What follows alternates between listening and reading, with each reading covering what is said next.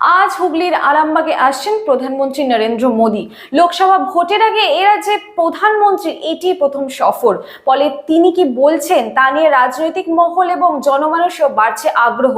এ বিষয়ে বিস্তারিত জানবো আমরা সরাসরি আরামবাগ জনসভা থেকে রয়েছে আমাদের সিনিয়র এডিটর, তার কাছ থেকে জেনে নেব সেখানকার প্রতিচ্ছবি কি।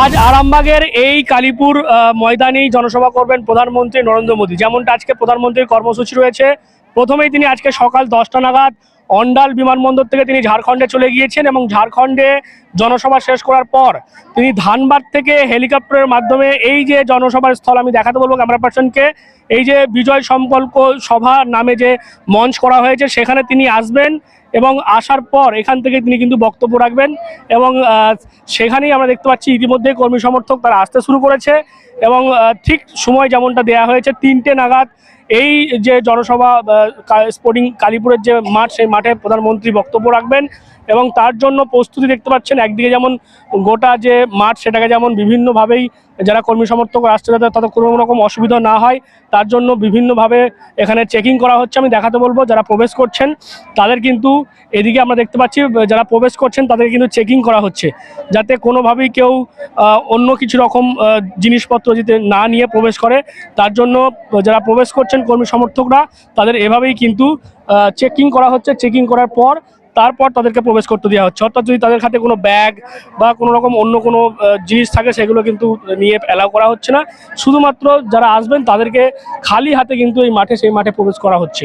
এবং যেমনটা এই যে ময়দান দেখতে পাচ্ছেন এই ময়দান থেকেই প্রধানমন্ত্রী আজকে এই পশ্চিমবঙ্গের আজকে বঙ্গ সফরের দুদিন, তার মধ্যে প্রথম দিন আজকে এবং প্রথম দিনে তার যেটা কর্মসূচি এই জনসভা মাঠে তিনি বক্তব্য রাখবেন এবং পাশাপাশি একাধিক যে প্রকল্প সেই প্রকল্পের তিনি শিলান্যাস এবং উদ্বোধন করবেন। কোন জায়গা থেকে আসছেন? আমি রামমন্টু অঞ্চল হেলান গ্রাম। কি কারণে আছে এখানে? এই মোদিজির সভাতে আসি।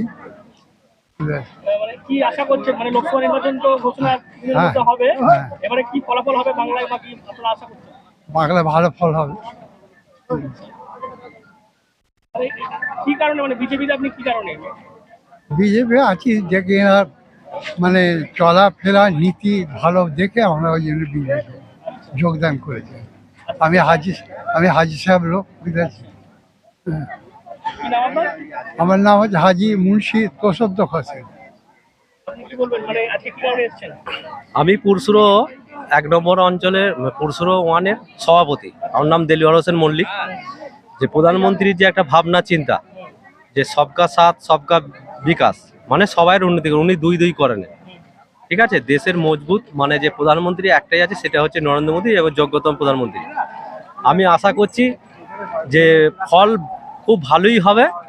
লোকসভায় ফল আগামী দিনে মোদী মানে থাকবে, আবারই থাকবে, লোকসভায় মোদী থাকবে। এখন আরামবাগে একদম 100% গ্যারান্টি বেরিয়ে যাবে, জিতে যাবে।